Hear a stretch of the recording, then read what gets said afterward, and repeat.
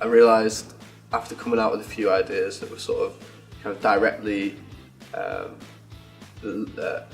about carbon monoxide, and that's sort of very obviously about carbon monoxide, I decided that that wasn't really the video that I wanted to make.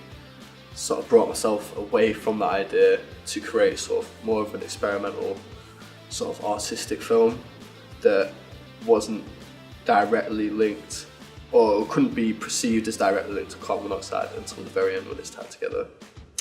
I came out with the first shot, and it was influenced by a cinematographer called Christopher Ross, who was a cinematographer on the TV program Misfits. In this, there's a shot of a character who starts to transform or have a superpower, and it's sort of, the special effects is the overlapping of the person's face. The original shot, or the opening shot, was it was supposed to be perceived as like a nightmare. So I wanted to take sort of the nightmare effect and then create a shot that was completely opposite. The shot was influenced by an artist called Akrane Chromatic, or Karmarik. He painted a picture of heaven.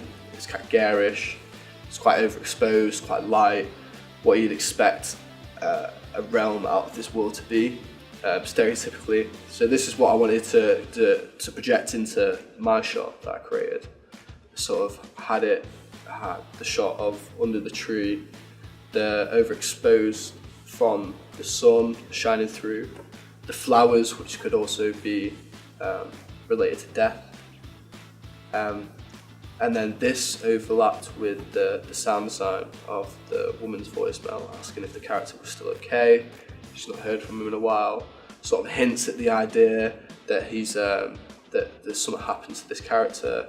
Maybe that sort of gives the idea that the shot before was sort of him having a night terror, or like maybe dying.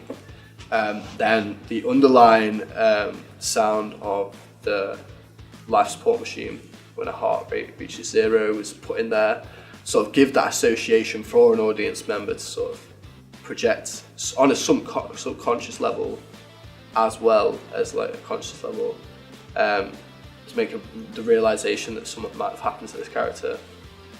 After this, the original shot was put back in, but sped back up, sort of pick up the pace. Again with the night terror sort of idea, and then finally the last shot where the character wakes up and you hear the alarm and you start to realise that this is what it's about, something's going on, and then the final title which ties it all together to conclude that carbon monoxide is sort of a problem and it shouldn't be taken lightly. So I've wanted to step outside of my comfort zone and challenge myself in a way.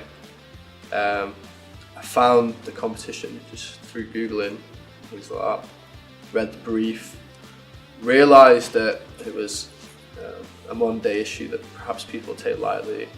Ever since I was little, I've always been fascinated with cameras. I believe I was like 8 or 9 when my mum bought me my first camera. Since then I've just been hooked, just making videos. I just like everything and anything. Originally, my idea was to use a subject instead of myself, but due to the timing of me scheduling when I was going to shoot the film, it started to coincide with a lot of deadlines, a lot of coursework and exams. So to ask someone to be available for 3 to 5 hours was what I found I couldn't do it.